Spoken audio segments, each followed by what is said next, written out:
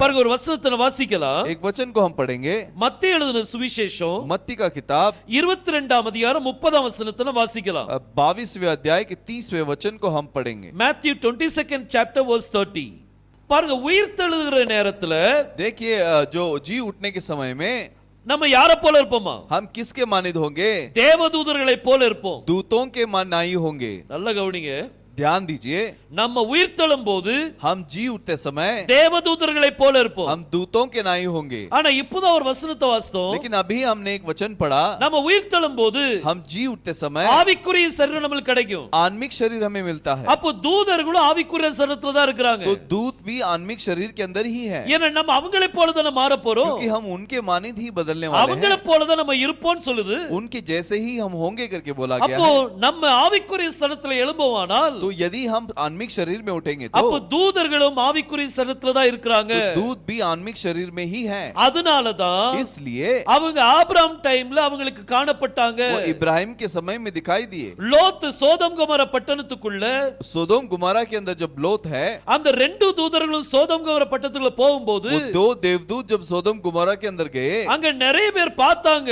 बहुत सारे लोगों ने उन्हें देखा. இப்படி தூதர்களை நீங்க பார்க்க முடியும். ऐसे दूतों को आप देख सकते हैं. அவங்க தன்னை வெளிப்படுத்தி காமிக்கணும்னு நினைச்சால் यदि वो अपने आप को प्रकट करना चाहे तो அவங்களை நீங்க பார்க்க முடியும். उनको आप देख सकते हैं. பாருங்க பைபிள்ல எபிரேயருக்கு எழுதின நிருபம் हिब्रू का किताब 13ஆம் அதிகாரம் 2ஆம் வசனத்துல பைபிள் சொல்லுது. 13वां अध्याय दूसरे वचन में कहता है, பாருங்க வாசிக்கலாம். पढ़ेंगे. அந்நியரை உபசரிக்க மறவாதிருங்கள், அதனாலே சிலர் அறியாமல் தேவதூதரையும் உபசரித்ததுண்டு. பாருங்க பைபிள் சொல்லுது, कलाम कहती है அந்நியரை உபசரிக்க மறவாதீர்கள், जो अन्य परदेसी हैं उनका देखभाल करो. இதனால் சிலர் தேவதூதர்களையும் உபசரித்தது உண்டு. इसके वजह से कुछ लोग देवदूतों का भी सेवा करते हैं. அப்போ தேவதூதர்கள் तो देवदूत அந்நியர்களை போல உங்ககிட்ட வர முடியும். वो अनजान व्यक्ति के जैसे आपके सामने आ सकते அப்போ हैं. தன்னை வெளிப்படுத்தி காமிக்கும் போது तो अपने आप को जो प्रकट करते हैं வேறொரு சாயல்ல கூட காமிக்க முடியும். दूसरे रूप में दिखा सकते हैं. பாருங்க அவங்க உங்களுக்கு வெளிப்படும் நினைச்சா यदि वो आपको प्रकट करना है कि सोचेंगे तो எப்படினாலும் காமிக்க முடியும். वो कैसे भी दिखा सकते ஆனா हैं. அவங்க எந்த சரீரத்துல இருக்காங்க? लेकिन वो कौन से शरीर में है? அவங்க ஆவிக்குரிய சரீரத்துல தான் இருக்காங்க. वो आत्मिक शरीर में है. அவங்க இந்த மாம்ச சரீரத்துல வெளிப்பட முடியாது. इस मांस के शरीर में वो प्रकट नहीं हो सकते. ஆனா தேவன் வெளிப்பட்டார். लेकिन परमेश्वर प्रकट हुआ. தூதர்கள் வெளிப்பட முடியாது. देवदूत प्रकट नहीं हो सकते. தூதர்களுக்கு ஆவிக்குரிய சரீரம் தான் இருக்குது. दूतों का केवल आत्मिक शरीर ही है. இது வானத்துக்குரிய மேனி. ये आकाश का एक चीज है. இந்த வானத்துக்குரிய மேனி, ये आकाश का जो चीज है அந்த சரீரம் தான் அவங்களுக்கு கொடுக்கப்பட்டிருக்குது. वो शरीर ही आपको दिया गया है. இவங்க இந்த சரீரத்தை சிருஷ்டிக்க முடியாது. और वो अपने शरीर का सृष्टि नहीं कर सकते. இந்த மாம்சத்தை அவங்க சிருஷ்டிக்க முடியாது. मांस को वो सृष्टि नहीं कर सकते. தூதர்கள் இந்த மாம்சத்துல சிருஷ்டிக்க முடியாது.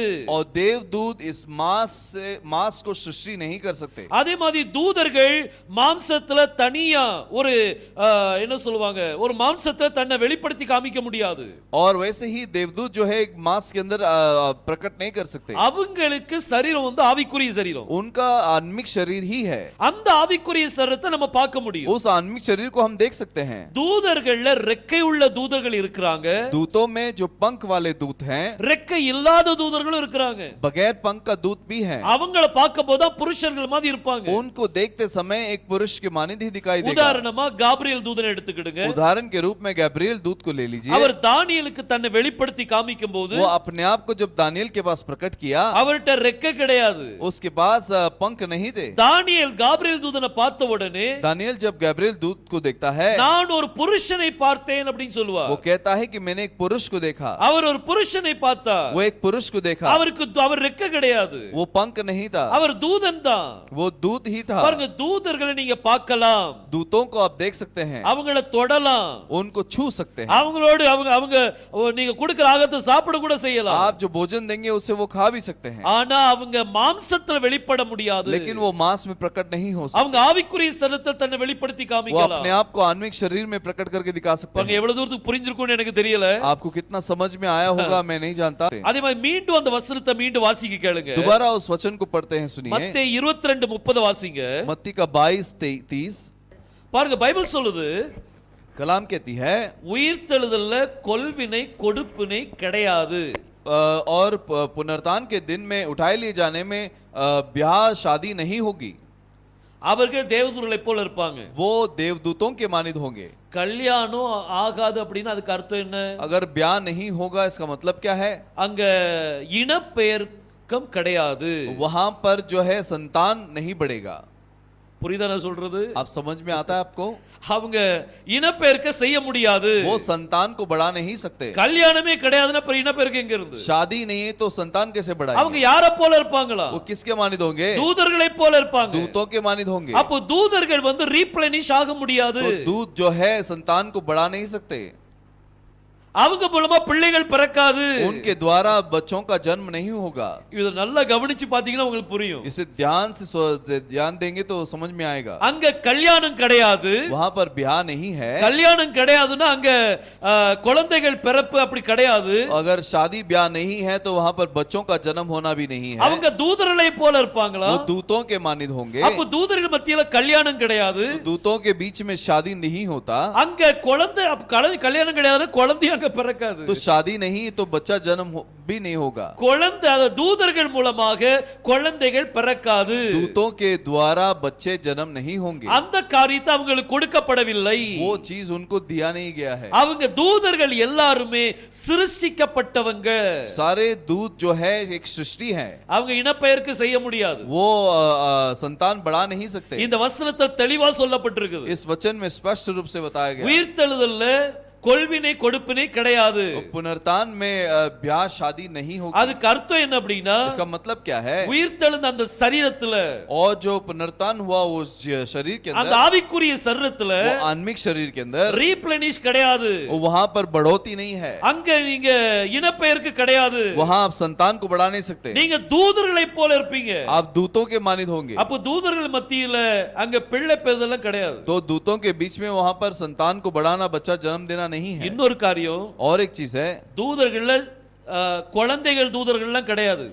दूतों में बच्चा दूत नहीं है। நீங்க நிறைய greeting கார்டு பாப்பீங்க। आप बहुत सारे ग्रीटिंग कार्ड में देखते हैं। அந்த greeting கார்டுல கிறிஸ்மஸ் greetingல நீங்க அதிகமா பாத்தீங்கன்னா बहुत सारे समय क्रिसमस ग्रीटिंग में देखेंगे तो அங்க மதர் மேரி, அப்புறம் ஜோசப், அப்புறம் கீழ இன்ஃபன்ட் ஜீசஸ் உட்கார்ந்து படுத்திருக்க மாதிரி இருக்கும்। वहां पर माँ मरियम और यूसुफ और वहां पर यीशु जो है वहां पर पालनी में रहेगा, लेटा हुआ ऐसा रहेगा। மேல வந்து சின்ன பிள்ளைகள் தூதர்கள் இருக்கிற மாதிரி இருக்கும்। और ऊपर जो है छोटे बच्चे देवदूत हैं वैसा लगेगा। சின்ன பிள்ளைகள் தூதர்கள் பைபிள்ல இல்ல। और छोटे बच्चे देवदूत कलाम के अंदर नहीं है। பெண்கள் தூதர்களும் பைபிள்ல இல்ல। और महिला देवदूत भी नहीं है। தூதர்கள்ல புருஷர் தான் சொல்லப்பட்டிருக்குது। और दूतों को पुरुष करके ही बोला गया है। சோ இந்த தூதர்கள் வந்து இனப்பெயர்க்கு செய்ய முடியாது। और दूत जो है संतान को बढ़ा नहीं सकते। சோ ஒரு சில காரியங்கள் மீண்டும் ரிவைஸ் பண்ணிடுறேன்। कुछ चीजों को हम दोबारा रिवाइज करेंगे। தேவன் தான் மாம்சத்தில் வெளிப்பட்டார்। परमेश्वर ही मांस में प्रकट हुए। தூதர்கள் மாம்சத்தில் வெளிப்பட முடியாது। दूत मांस में प्रकट नहीं हो सकते। அப்போ அந்நியரை போல காட்சி அளிக்கிறது, ஆபிரகாம் டைம்ல காட்சி அளித்தல எப்படி? तो अन्य व्यक्ति के बारे में प्रकट होना और इब्राहिम के समय में जो प्रकट हुआ वो सब क्या है? அவங்க ஆவிக்குரிய சரீரத்துல வெளிப்பட்டாங்க। वो आत्मिक शरीर के अंदर प्रकट हुए हैं। இந்த மாம்ச சரீரத்துல வெளிப்பட முடியாது। इस मांस के शरीर में प्रकट नहीं हो सकते। அடுத்தாப்ல और क्या है? அவங்க இனப்பெயர்க்கு செய்ய முடியாது। वो संतान को बढ़ा नहीं सकते। அந்த காரியத்தை அவங்களுக்கு கொடுக்கல। वो चीज उनको दिया नहीं गया है। மூணாவது நாள்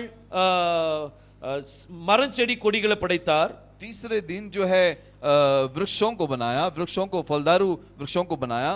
அவங்க அந்தந்த விதையின்படி அந்தந்த மரங்கள் அதுக்குள்ளே விதைகள் வரும்னு சொல்லிட்டார்। और उसके अंदर ही बीज आएगा करके बोल दिया। மச்சங்களை உருவாக்கினார், मछलियों को बनाया, பழுகி பெருங்கன்னு சொல்லிட்டார்। फूलो फलो, மிருகங்களை படைத்தார், और जानवरों को बनाया, பழுகி பெருங்கன்னு சொன்னார்। फूलो फलो कह दिया। ஆதாமை படைத்தார், आदम को बनाया, பழுகி பெருங்கன்னு சொன்னார்। फूलो फलो कह दिया। ஆனா தூதர்களை பார்த்து பழுகி பெருங்கன்னு சொல்லல। लेकिन देवदूतों को देखकर ऐसा नहीं बोला। அப்ப அவங்க மத்தியில அப்படி நடக்காது। उनके बीच में ऐसा नहीं हो सकता। பாருங்க, இந்த பழுகி பெருகிற காரியம் அவங்க மத்தியில கிடையாது। और ये जो संतान बढ़ाना उनके बीच में नहीं होगा। சோ இந்த காரியங்கள், இந்த மூணு காரியங்கள் ரொம்ப முக்கியமானது। ये तीन चीज जो है महत्वपूर्ण அவங்க है। மாம்சத்தில் வெளிப்பட முடியாது, वो मांस में प्रकट नहीं हो सकते। அவங்களுக்கு அவங்களுக்கு ஆவிக்குரிய சரீரம் தான் உண்டு, उनका केवल आत्मिक शरीर ही है அவங்க இனப்பெயர்க்கை செய்ய முடியாது. और वो संतान बढ़ा नहीं सकते। இந்த மூன்று காரியங்கள் மனசுல வச்சுக்கிடுங்க. ये तीनों चीज आप ध्यान में रखिए। இப்போ நம்ம நெஃபிலிம் வரலாம். अब हम नेफिलिम को देखेंगे। பாருங்க, நம்ம எல்லாமே வசனத்தோடு கம்பேர் பண்ணி நம்ம பார்த்துக்கிட்டு हम இருக்கோம். सभी चीज वचन के साथ मिलाकर ही देख रहे हैं। ஏன்னா விழுந்து போன தூதர்கள் அப்படினு வரும்போது, लेकिन क्योंकि जब गिरा हुआ देवदूत दूत करके आता है, இன்னைக்கு நிறைய பேர், இவன் நானுமே அப்படிதான் நினைச்சிட்டு இருந்தேன். मैं भी पहले ऐसे ही सोच रहा था। அந்த விழுந்து போன தூதர்கள் வந்து அதான் அந்த राक्षस தேவபுத்திரர்கள், जो गिर गए देवदूत है वही वो देवपुत्र परमेश्वर के पुत्र हैं। இப்படிதான் அநேகர் நம்ம நினைச்சிட்டு இருந்தோம். ऐसे ही हम बहुत सारे लोग सोच रहे थे। ஆனா தூதர்கள் வந்து இப்படி இவங்களுக்கெல்லாம் இப்படி இந்த மூணு கண்டிஷன் இருக்குது. और ये देवदूतों का ऐसा 3 कंडीशन है।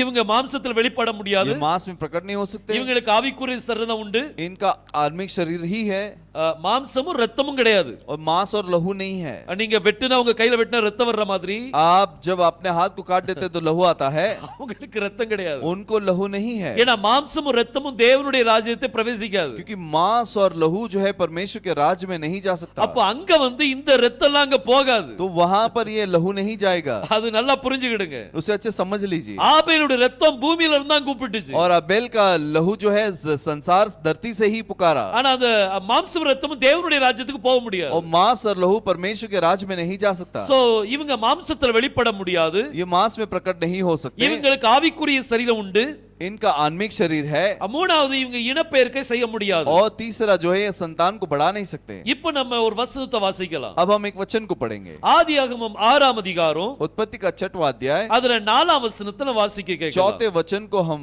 पढ़ेंगे। Genesis 6 chapter verse 4. அந்நாட்களில் ராட்சதர்கள் இருந்தார்கள். उन दिनों में दानव रहते थे, அப்படிதான் பைபிள் சொல்லுது. ऐसे ही कलाम बोला गया है। அதற்கு பின்பு, और इसके पश्चात, அன்னைக்கு ராட்சதர்கள் இருந்தாங்க, उन दिनों में दानव थे। ராட்சல் இருந்த அந்த நாட்கள்ல वो दानव जब थे उन दिनों में, அந்த ராட்சதர்கள் என்ன சொல்வீங்க? उन दानवों को क्या बोलेंगे? நெஃபிலிம். नेफिलिम बोलेंगे। நெஃபிலிம் இருந்த அந்த நாட்கள்ல नेफिलिम जब उस जगह में थे, தேவபுத்திரர்கள் என்ன செய்தாங்களாம்? परमेश्वर के पुत्र ने क्या किया? அப்ப நெஃபிலிம் வேற, தேவனுடைய பிள்ளைகள் வேற. तो नेफिलिम अलग है, परमेश्वर के पुत्र अलग हैं। தேவபுத்திரர்கள் மனுஷகுமாரத்திகளை அதிக சௌந்தரியமாக பார்த்தாங்க, और परमेश्वर के पुत्र जो है मनुष्य के पुत्रियों के पास சௌந்தரியத்தை. अधिक सौंदर्यता देखा। அப்போ தேவபுத்திரர்கள் வேற, और परमेश्वर के पुत्र अलग हैं, அந்த ராட்சதர்கள் வேற, दानव अलग हैं। ஏன்னா ராட்சல் இருந்த நாட்கள்ல தான் दानवों के समय में ही இந்த தேவபுத்திரர்கள் என்ன செய்தாங்களாம்? ये परमेश्वर के पुत्र क्या किए? மனுஷகுமாரத்திகளை பார்த்தாங்க, और मनुष्य की पुत्रियों को देखे, ரொம்ப அழகா இருக்காங்க, बहुत सौंदर्य है। அவங்களுக்குள்ள மனைவிகளை தெரிந்து கொண்டாங்க. उनके बीच में उन्होंने अपने बीवियों को चुन लिया। சோ இந்த தேவபுத்திரர்கள் வேற, ராட்சதர்கள் வேற. तो दानव अलग है और परमेश्वर के पुत्र अलग है। அதாவது நெஃபிலிம் வேற, தேவபுத்திரர்கள் வேற. नेफिलिम अलग है और परमेश्वर के पुत्र अलग है। நிறைய பேர் என்ன சொல்வாங்க அப்படின்னா, कुछ लोग क्या कहेंगे? நெஃபிலிம் அப்படிங்கிற வார்த்தையை டீகோட் பண்ணும்போது नेफिलिम ये शब्द को डिकोड करते समय அதனுடைய ரூட் வேர்ட் வந்து நஃபால். उसका जो मूल शब्द है वो रफाल है। நஃபால். नफाल, நஃபால் அப்படின்னா விழுதல். नफाल का मतलब गिरना। அப்போ இந்த நெஃபிலிம் எல்லாமே விழுந்து போன தூதர்கள் நினைப்பாங்க. तो वो बोलेंगे कि ये नेफिलिम सब गिरे हुए दूध हैं। அப்படி கிடையாது. ऐसा नहीं है। நெஃபில் அப்படிங்கிற வார்த்தை எடுத்தீங்கன்னா, नेफिल ये शब्द को ले लेंगे, அதனுடைய டீகோடிங்க பார்க்கும்போது उसके डिकोडिंग को जवाब देखते हैं, யானையை போன்ற உயர்ந்தவர்கள், वो हाथी के मानित लंबे लोग, அவங்க விழுந்து போன தூதர்கள் சொல்லி பைபிள்ல எங்கேயுமே கொடுக்கப்படவில்லை. वो गिरे हुए दूध करके कलाम के अंदर किधर भी नहीं दिया। ஏனோக்கின் புத்தகத்துல கொடுத்திருக்கலாம், अनोख के किताब में दिया होगा, இல்லாட்டி யாசேரின் புத்தகத்தை கொடுத்திருக்கலாம், या फिर यासीर के किताब में दिया होगा, ஆனா தோரால கொடுக்கப்படவில்லை. लेकिन तोरा में नहीं दिया गया। நம்மளுக்கு தோரா தான் முக்கியம். हमारे लिए तोरा ही महत्व है। இங்க தோரால கிளியரா என்ன ஸ்பெசிஃபை ஆகுது? तोरा में क्या बताया गया है? இது நஃபாலிம் கிடையாது, ये नफालिन नहीं, நெஃபிலிம். ये नेफिलिन है। நெஃபிலிம் அப்படின்னா नेफिलिम का मतलब அது ராட்சதர்கள் தான், वो दानव लोग, பெரிய உருவம் கொண்ட ஜனங்கள். बड़े शरीर वाले लोग। இவங்களுக்கும் தூதர்களுக்கும் சம்பந்தம் கிடையாது. इनका और दूतों का कोई संबंध नहीं। அப்படியானால் यदि ऐसा है, இன்னைக்கு நெஃபிலிம் எங்க? आज नेफिलिम किधर है? விழுந்து போன தூதர்கள். ये गिरे हुए लोग இவங்க இந்த மாம்சத்துல வர முடியுமா? ये मांस में आ सकते हैं क्या? அவங்க மாம்சத்துல வெளிப்பட முடியாது. वो मांस में प्रकट नहीं हो सकते. தேவன் மாத்திரம் தான் மாம்சத்துல வெளிப்பட்டார். केवल परमेश्वर ही मांस में प्रकट हुआ. அது நம்மளுடைய பாவ நிவாரணத்துக்காக அவர் வெளிப்பட்டார். वो हमारे पाप के क्षमा के लिए वो प्रकट हुआ. ஆனா தூதர்கள் மாம்சத்துல வெளிப்பட முடியாது. लेकिन दूत मांस में प्रकट नहीं हो सकते. அடுத்தாப்புல தேவபுத்திரர்கள் யார்? और अगला परमेश्वर के पुत्र कौन है? நிறைய பேர் என்ன சொல்லுவாங்கன்னா அதுதான் விழுந்து போன தூதர்கள் சொல்லுவாங்க. कुछ लोग कहेंगे वही गिरे हुए दूत है करके. இதுக்கு பைபிள்ல எந்த ரெக்கார்டும் இல்ல. इसके लिए कलाम के अंदर कोई भी रिकॉर्ड नहीं है. நம்மளா யோசித்து சொல்லலாம். हम सोचकर बोल सकते हैं. ஆனா பைபிள் அது தேவபுத்திரர்கள் சொல்லி இருக்குது. क्योंकि लेकिन कलाम के अंदर उसमें परमेश्वर के पुत्र करके बोला गया है. தூதர்கள் தேவனுடைய புத்திரர்கள் கிடையாது. और दूत जो है परमेश्वर के पुत्र नहीं है. தேவபுத்திரர்கள் யாரு? परमेश्वर के पुत्र कौन है? நீங்களும் நானும் தான் தேவபுத்திரர்கள். आप और मैं ही परमेश्वर के पुत्र हैं. அப்ப நம்ம விழுந்து போன தூதர்களா? तो हम क्या गिरे हुए दूत हैं क्या? நம்ம தூதர்களா? हम दूत हैं क्या? நம்ம தூதர்கள் கிடையாது. हम दूत नहीं है. நம்ம எல்லாம் தேவனுடைய பிள்ளைகள். हम परमेश्वर के पुत्र हैं. சோ தேவனுடைய புத்திரர்கள் அப்படிን வரும்போது तो परमेश्वर के पुत्र जो बोला जाता है இதுதான் fallen angels சொல்லுவாங்க. यही गिरे हुए दूत हैं करके அது बोलेंगे. ஏஞ்சல்ஸ் வராது பத்துடு. वो दूत नहीं है. ஏன் ஏஞ்சல்ஸ் வராது? क्यों नहीं आएगा? Angels servants. और क्योंकि जो दूत है वो सेवक है.